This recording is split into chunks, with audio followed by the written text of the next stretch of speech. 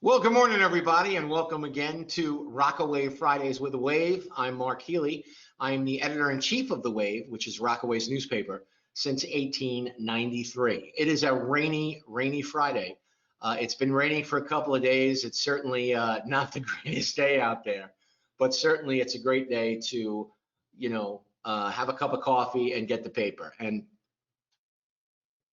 this week's paper is really dedicated to the election coverage, of what we're doing this week. And we'll go through a bunch of things that we did this week to really get you prepared for Election Day, which is of course Tuesday, November 3rd. Early voting is still going on. You can go to the Rockaway YMCA, and I believe the hours begin at 7 a.m. And I believe we have it in the paper. I have to remember. Well, I'll certainly point it to you later where we have that listing, but it's listed in the paper a couple of ways.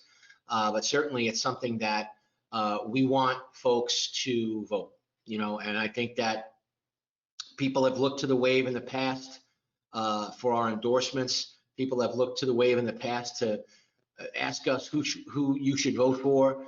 And I think since I've been here, I've done very few endorsements. The last person I endorsed was Liz Crowley for Queensborough president in her primary. And I believe that in essence, what I wanted to do was to, let people know about each and every candidate. And that's what we did. We went out and we interviewed each and every candidate. In the end, we endorsed Liz because we felt that we wanted folks to know we felt Liz would do a really great job. But we also really want people to vote.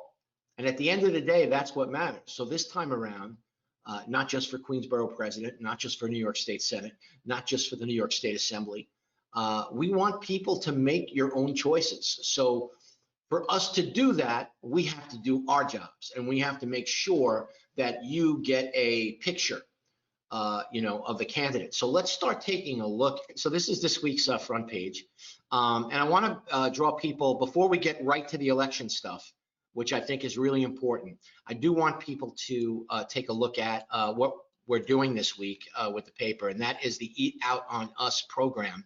It's a family dinner on us. We've done this contest a bunch of different times, and we get a lot of the restaurants involved. And check out page 9, and you can certainly go to page 9. We'll take a look at it at some point during Rockaway Fridays with a Wave. We'll certainly take a look at it, but we really want people to discover the paper on their own. This is something that we're doing to let people know what we're up to and to give people a look behind the curtain a little bit. But obviously, I really felt, and our team really felt, that this week that we really wanted to focus on Election Day. Obviously, whether you support President Trump, whether you are a supporter of former Vice President Joe Biden, it is certainly going to be, I think, a historic turnout. And with historic turnouts, you just want to make sure that your vote is counted. And as I write in this week's editorial, we've seen just in the last few years how little vote totals, can determine an election. Queen's DA, the mayor of New York City was reelected with 25% of the vote. So, Joe Crowley, who really should be Speaker of the House right now, lost the Democratic primary because 11% of the voting, the voting public showed up. So we really want to make sure that people are paying attention to what is going on. It's a big election, and nothing is more important than local elections, because local elections are where so much of the day-to-day things that affect your life happen, and that's on a local level. So we really want people to get out and vote. Early voting is still going on, and certainly make it a priority this year, to make sure that you get your vote heard. And again, it's not about who we think you should vote for, it's who you think you should vote for. And what we do is just hope to educate you along the way, and help to give you ideas. I think most people have figured out who they're going to vote for, but I also think that on the local level, let's just say that COVID has certainly affected people's ability to get their platform out and to get the issues that they feel very strongly about out.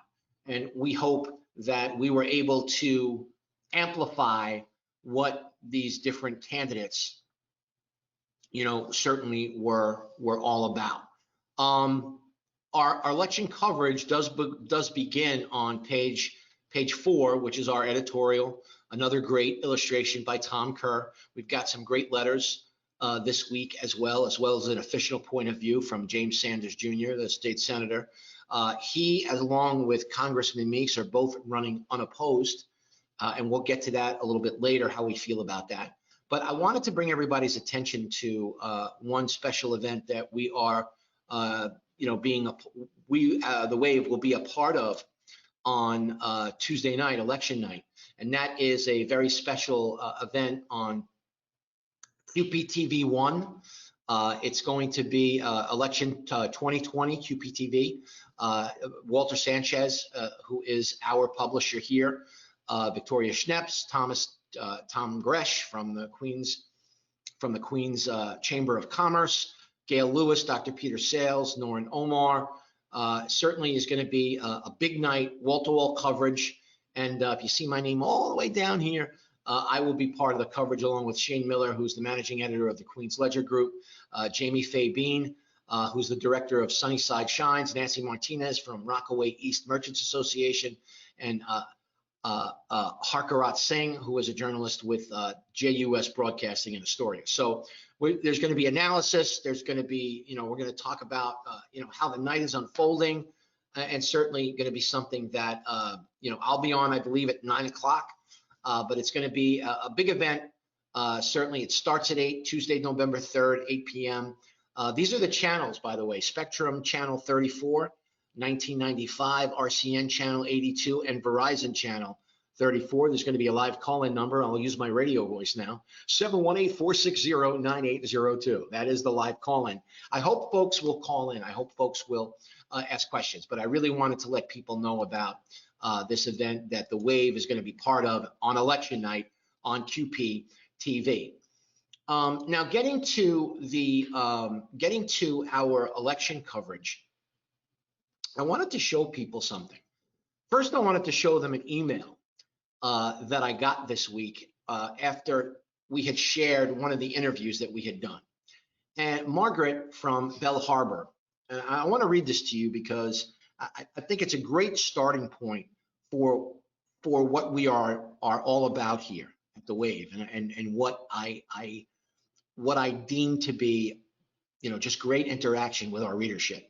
So thank you for doing the Zoom discussion with Tom Sullivan, who is running against Senate incumbent, New York Senate, State Senate incumbent, Joseph Adabo for District 15 in Queens. However, as a Rockaway resident, I am extremely disappointed with the bias this paper has shown toward this particular candidate and the Republican candidates running for office in the 2020 election. As editor-in-chief of the paper covering the entire peninsula, Mark C. Healy has a responsibility to establish a review process for political candidates, their minorities, that minimizes partiality. The objective and the priority of this paper should be to cover and disseminate news in an unbiased manner for readers. The softball questioning during the interview with Sullivan made it abundantly clear that the EIC of the Wave supports Sullivan's conservative platform. This is unethical journalism. And in the future, please consider sharing endorsements on the editorial page and not on the Wave's official YouTube.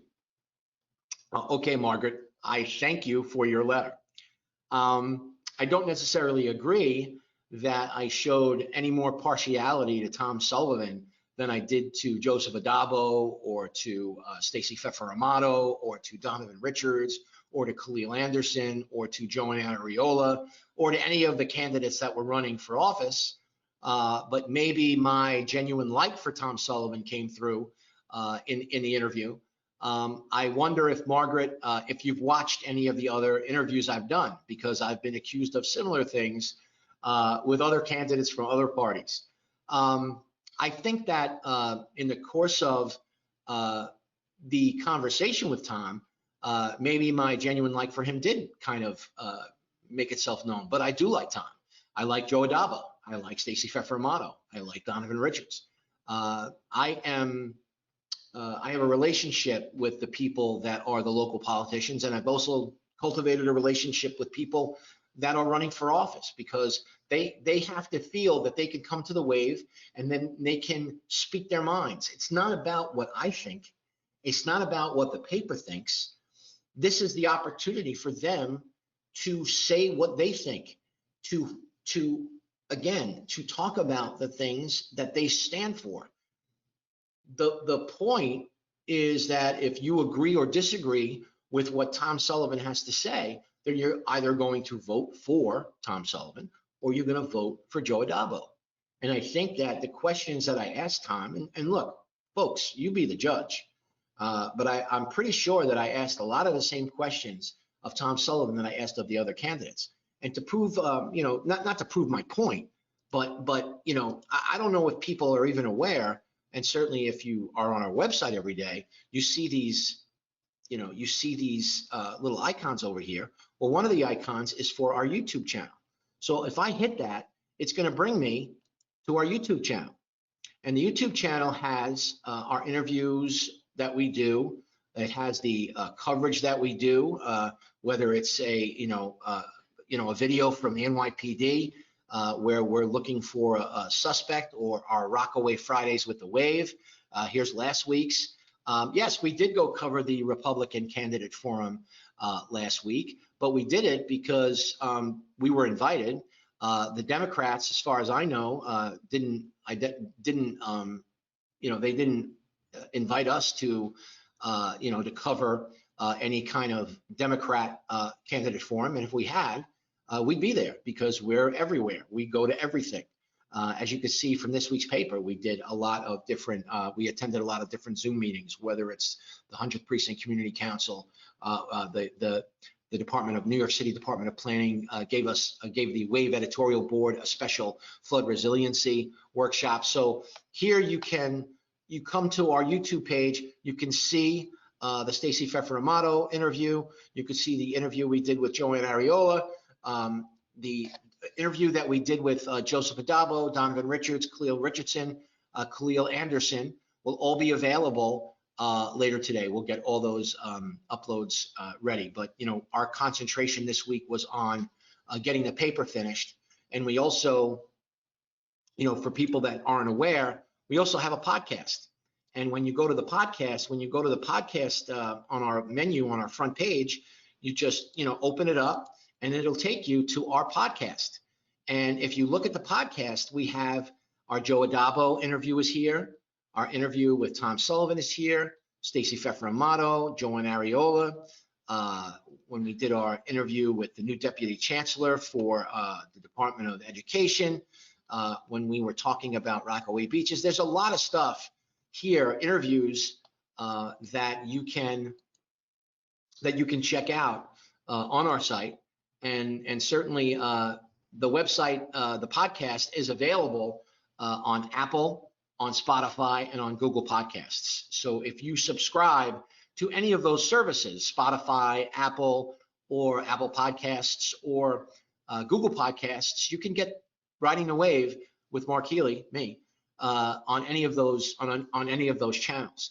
And it's important, I think,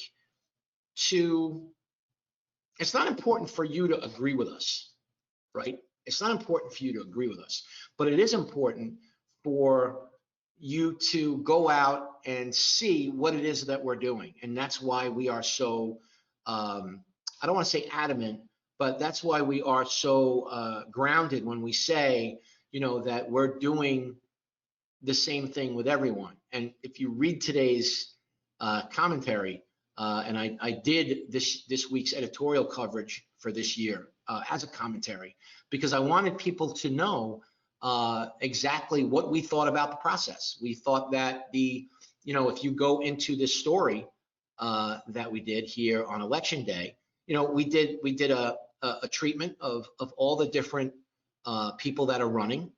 We took you down and we basically ran it through. We ran it through all the people that are running, and we talked about the things that we certainly talked about the things that really struck us in we summarized some of the interviews, and then we gave people the opportunity to take out all the different social media aspect of what we're doing, for the election coverage. So it's really in your hands. We put it all in your hands so that you can sit there and you can do your own vetting and you can do your own information. And I think at that point, I think at that point you should be prepared, to vote for whoever it is that you're voting for. Two of the Republican candidates that are running for office, John Cullinane and Peter Hatzipietros, did not make themselves available for interviews. So you could take that for what it is, and that is perhaps they did not care about Rockaway's vote. Perhaps they did not. Perhaps they're more focused on the mainland. So whether or not that's going to determine whether you vote for them, that's up to you. That's not up to us. But we pointed out so that you have that information. That's part of the package. Having that information. So we showed you. We showed you what we're doing as far as coverage this week with the election. We really want people to go out and vote. It's really the most important thing. Really, there's nothing more important right now than getting your vote counted. But I'm one of those people that think every election is important because it's a civil liberty that we should exercise. I mean, there are countries around this world that people do not get to vote for their leadership. And no matter how flawed the process is, no matter how worried we are about what's going to happen, if you don't go out and vote, if you don't get out and make sure that your vote is counted, I really don't know what to tell you. It's pretty important. People will wait in line for hours and hours and hours to buy something, right? Whether it's sneakers, whether it's iPhones. I remember when I was 19, 20 years old, waiting online overnight at Shea Stadium to get opening day tickets. And it was not great. It was freezing cold, but we wanted to be there. We wanted to be there. We wanted to, we're there to spend money, not just to vote for the people or for the person that's going to lead our country and lead our community. So, I get it. You're all excited, to vote, but you don't want to stand in line. And I guess people want to complain because people like to complain, but you're not waiting online for the sticker. You're waiting online because it's really important for you to exercise your civil liberty. And I think it's really important that you do that. So I hope that when we recap the election next week, that we have some kind of idea who the president's going to be, who our representatives are going to be, and we're able to recap and see how Rockaway showed up. And the other thing that I do want to do before I switch it over to Matt, because I want to talk to Matt about some stuff that we're doing, I do want to bring everyone's attention to something that Allison Case is putting together for us, and that is our polls. We did polls all week, and this poll that we're currently doing is presidential elections, who are you voting for? And basically, you get the opportunity to vote for Donald Trump, Joe Biden, or undecided. And we're going to unveil that. And we've also done some other polls this week, which are in this week's paper. If you go to our paper and you go right here to the results are in. I mean, this is just a poll that we did of our subscribers, basically beginning October 20th and continuing through October 23rd. The Wave asked a series of questions to our list of over 5,000 Rockaway Beachcomber Daily newsletter subscribers, wanting to know their voting intentions. And if you just look at it here, 53% said they would vote in person, 47% said they would vote early, or said they had voted early. Who will you be voting for state senate? The readers said 52% Joe Adabo, 23.6% Tom Sullivan, and 23.6% undecided. Who will you vote for New York State Assembly? Stacey Fefer-Amato, 61% of the vote. Peter Hatzipietros, 6.8% of the vote. Undecided, 31.6% of the vote. And this is the most interesting to me, is the Queensborough president People voted 30.7% for Donovan Richards, 29.5% for Joanne Ariola, and 39.8% of undecided. So when we put up our Donovan Richards interview today, we've already had our Joanne Ariola interview up because we did her first, and then we spoke to Donovan yesterday.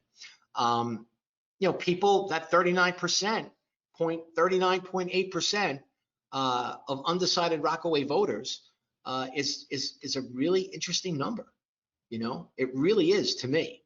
So we're going to throw things over to Matt Larson. Matt is the CEO of Our Hometown, and they are the folks that, hey, Matt, they are the folks that give us all these fun tools to play with, and we really are excited to have Matt as part of the program today. So Matt, why don't you talk a little bit about what you've been doing with us with our YouTube page and our podcast and all that other stuff. For sure, yeah, definitely. I mean, I just want to compliment you on this week. All the videos that you put out, looks like pretty much one every day this week. So that's great to see. So you're taking this program way beyond anything that we're doing together. But basically, what the idea here is that we believe that newspapers need to diversify the way they communicate with readers, and basically get the same information to them no matter how they prefer to consume the news. So that could be in text, on social media, in text, on social media and video, and that's what you're doing here, and that's what we're recording right now. So I mean, I guess the thing that I would take away from that email that you showed earlier, which is really important, is that she may not have seen that interview or gotten that whole introduction to that candidate just by reading the newspaper, but she did see it on YouTube. So to put it out there in multiple formats, you're kind of just doing what the newspaper, I think, has always been designed to do, which is just to get the truth out there, allow the candidates to express themselves, but to do it through video interview. I can't imagine a better way to get to know someone without meeting them in person. So I just think what you're doing here is awesome, but we're hoping to extend what we're doing with Fridays with the Wave as soon as possible. Hopefully as soon as next week, we'll be able to have subscribers join us during the live recording, so that they can hear you talk about the stories in real time and even ask questions, and then we'll kind of work together on getting those questions answered, just to kind of give a little bit more benefit to being a subscriber to the paper. Well, I think it's important, to give people that kind of interaction, where they have that ability to, because I know, from my sports radio background, people can't wait to ask about a trade or a rumor or some latest injury development or something like that. So this is the same thing. I mean, and I think the technology that's available to us now, because of and really it's almost it's because of COVID. Let's be honest. I mean, yeah, I know. A year ago now, no one was using Zoom. I mean, they might have been using it internally with some different with some different companies and things like that. But mostly everybody was on conference calls or using GoToMeeting or using, things like that to have conference calls on video. But, it certainly wasn't something that was being done as commonly as it's being done now. That's right. Yeah. I feel like everyone's way more comfortable. You probably wouldn't have been able to get all those great interviews in past years, because maybe, the candidates themselves probably wouldn't even have Zoom on their computer. But now everyone's kind of been forced into that. They're used to it.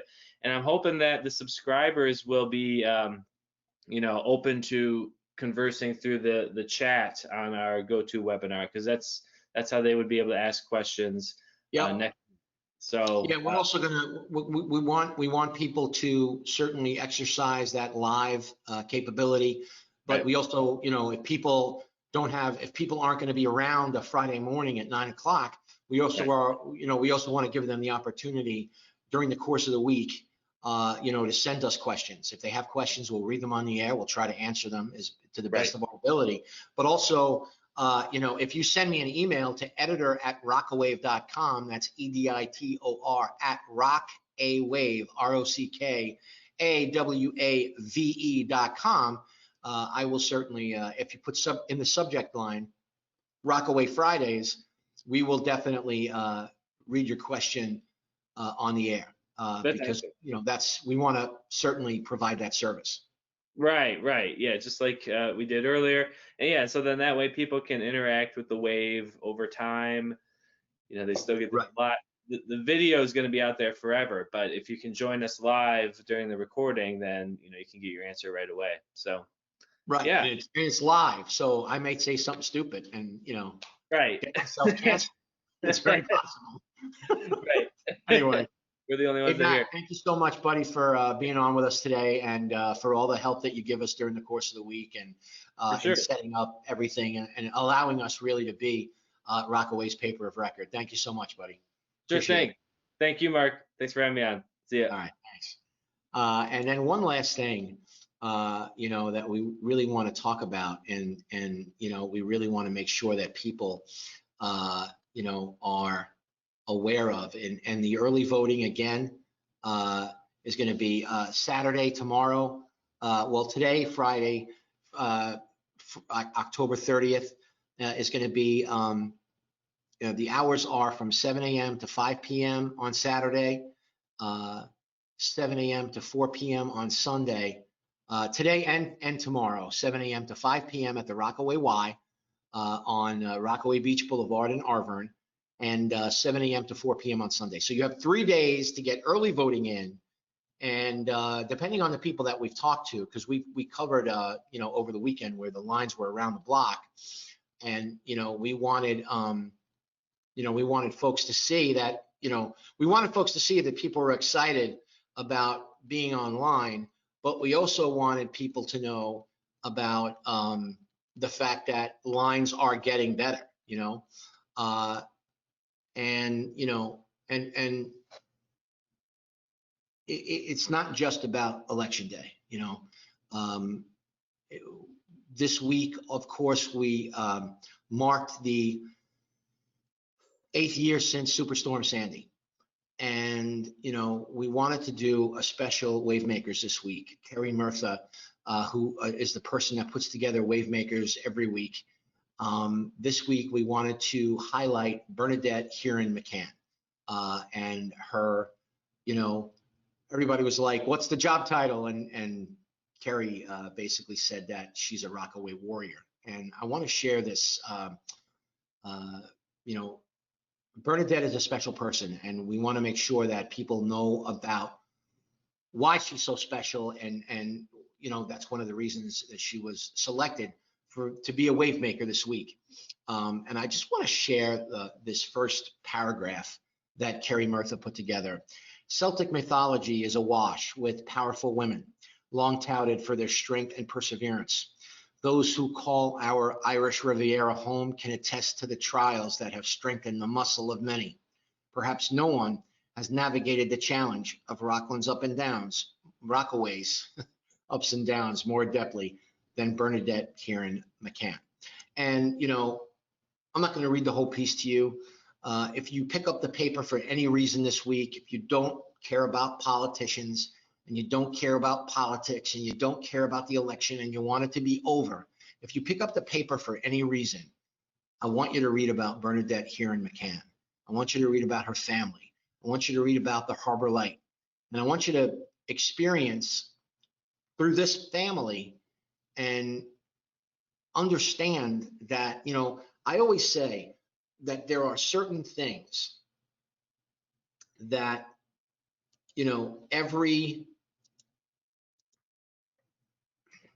there are certain things that are a microcosm of what a community goes through, and what the Hurons have gone through, is a microcosm and a representation of what Rockaway went through on that night in 2012. The people that lost their lives, the people that lost their homes, the people that have never gotten all the way back, the people who really went through their life savings because the city was not up to the task of doing what they said they were going to do, or the state or the federal government. Really, the resilience of this community is unbelievable. And COVID is another representation of what gets thrown at us, what gets thrown at this great, this great community of people from all the way to from Rockaway Point all the way down to Mott Avenue. And that is that, just, when life keeps on punching, we punch back. We get up, we punch back. And I think that at the end of the day, what makes COVID so difficult is that during Sandy, people were able to hug their neighbor, hug their family members, get together to share, their pain and their struggling, and to comfort each other. And COVID has not allowed us to do that. And that's what makes COVID so, really just so terrible. And I think that we're all fighting back. I think that the restaurants are fighting back, the businesses are fighting back. But unless we really just stay the course and try to follow the protocol, so we're not getting businesses shut down that have opened back up, so that we're not, infecting others because of our own selfishness. I think it's really important. And I think Sandy taught us that we have to support each other. We might not be able to do it physically. We might not be able to go and help clean out somebody's basement, or help and go put up drywall for someone, or go and just be there and hold hands with someone that is really down. We could do it in other ways. We can wear a mask. We can, when we go into a store and when somebody asks us because we forgot to wear a mask, instead of getting aggravated about that mask, just think about, hey, this is what I can do to help the situation. As someone who wears glasses, I don't like wearing a mask. They get fogged up. It's irritating. I can't see. But I know that if somehow, some way, I'm not wearing that mask and somebody shows up and asks me to wear a mask, yeah, my first instinct is to be like, why don't you worry about yourself? But look, I get it. It's frustrating. And today is a perfect example. The weather is lousy. It's rainy. It's cold. Wear a mask. Let's get through this. The end is in sight, but it's still far away enough that we have to be vigilant. And, really, and when we think about Superstorm Sandy and we think about what we're going through now, it really is important that we spend a good amount of time thinking about how we can do the things that we need to do that we did during Sandy to get us to the next level of, continuing to open up, continuing to get to a place as we get closer to the holidays of as much normalcy as we can get. That's been Rockaway Fridays with a Wave. I'm Mark Healy. Again, if you'd like to reach out, you can certainly call our office here, 718-634-4000. That's 718-634-4000. Or you can email me directly at editor@rockawave.com. That's rockawave, ROCKWAVE.com, with your questions, with your comments, with your feedback. And look to rockawave.com later on today. Our social media channels will have the rest of those, certainly get as much of the rest of those videos up as we can. And over the weekend, it's not just about Friday here at the Wave. You can read us all weekend at your leisure. Make sure you go out and get a copy of the paper and check out our social media channels all weekend long.